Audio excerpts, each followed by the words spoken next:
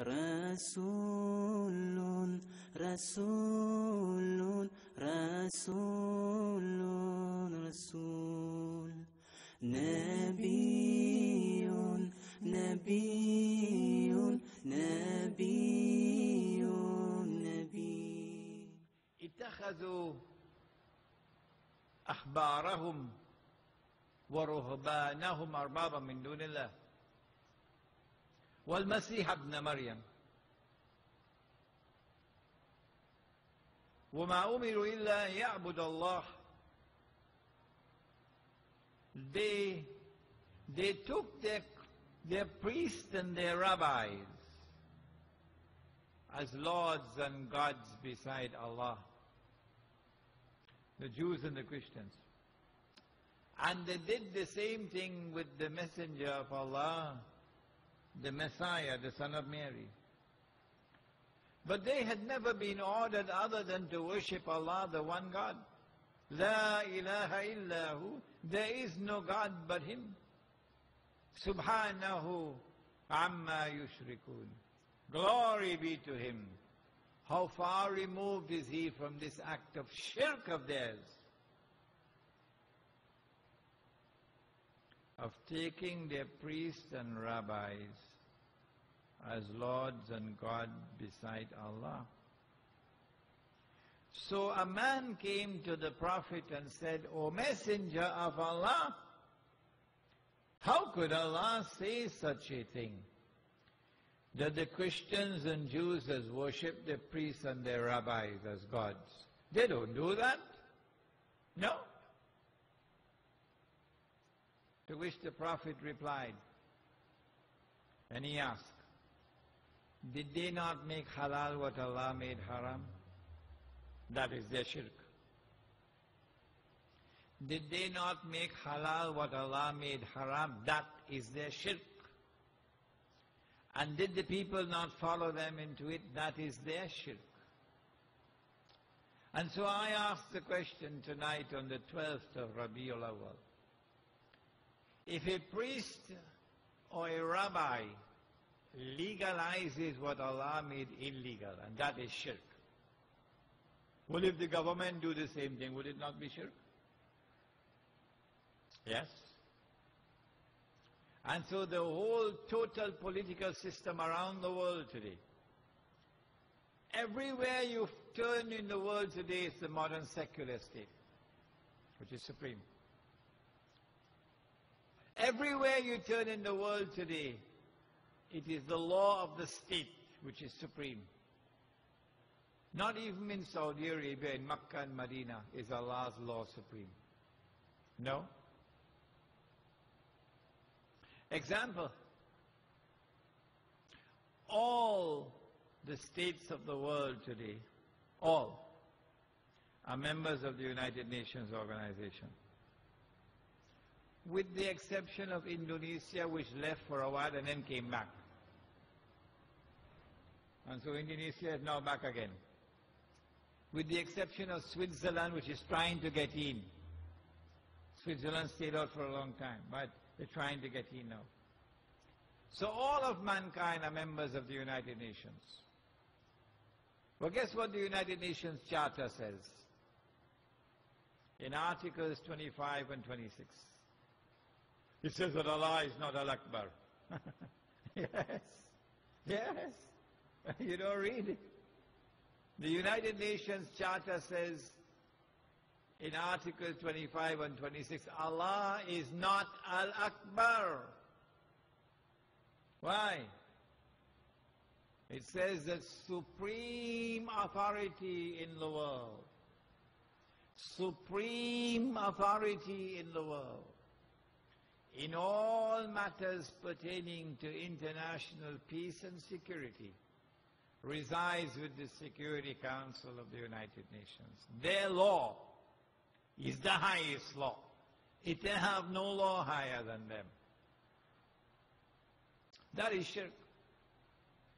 And so I have presented to you tonight the stark evidence, the bitter evidence, that we are living now with shirk all around us. But nobody seems to be losing any sleep over it. Nor is anyone making any effort to try to get out of the shirk by struggling to recover the khilafah, to take control of territory somewhere on the face of the earth and make Allah's law supreme in that territory. Of course, the United States will fight you, and Britain will fight you, and France will fight you, and Russia will fight you, and the whole world will fight you. They will never allow you to do it. But that should not prevent you from making the effort. At least we can say to Allah, we've made the effort. Is there a single Jamaat in this country, even one, which is making an effort to teach the people of the importance of restoring the Khilafah? What's going to happen when Imam al-Mahdi returns? Of course the Khilafah will be returning. And the modern secular state is going on in the garbage bin. And that's hardly another 50 years away from now. But in the meantime, if we just sit down and do nothing about it, we don't talk about it, we don't educate each other about it, we don't lose any sleep about it, we don't have any pain in our heart over it, that around us there is shirk, and we make no effort to get out of it, what will Allah do to such a people? The shirk is not only in the state, the shirk is not only in the government. You go and vote for PNM, or you go and vote for the UNC, it's the same shirk. The same shirk. Because when UNC was in power, they also had state lottery, national lottery. They also recognized the law of the state as the supreme law. So they were also in the shirk. So it makes no difference, PNM or UNC. Same khaki pants. But the shirk is in other areas as well. Do you know that in the Quran itself, Allah gives us the months of the year? And in the Quran itself, Allah gives us the days of the week, the names. For example, in the Quran, is there not the name Ramadan? Is it not in the Quran? Ramadan? شهر رمضان الذي أنزل فيه القرآن. The month of Ramadan is the month in which the Quran was revealed.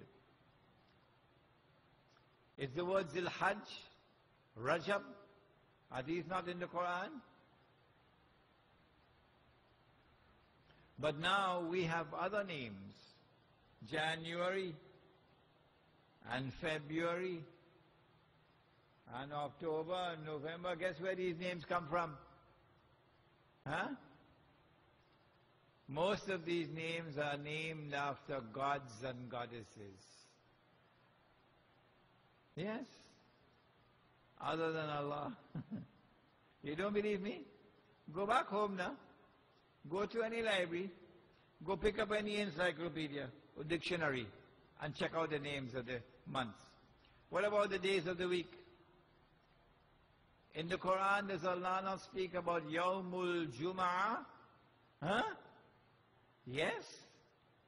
The name of the day that we have the Salat is called Yawmul Jum'ah. إِذَا نُودِيَ لِلصَّلَاةِ مِنْ يَوْمِ الْجُمْعَةِ فَاسْعَوْا إِلَى ذِكْرِ اللَّهِ. When the Azan is called on the day of Jum'ah. So it's in the Quran. The Yawmul Sabt, Saturday, is in the Quran. Yawmul Ahad, Yawmul Khamis. What do we have today? We have Sunday, and Monday, and Tuesday, and Wednesday, and Thursday, and Friday. If we are taking Yawmul Jummah and give it the name, the day of Hanuman, people will protest. But he mad or what?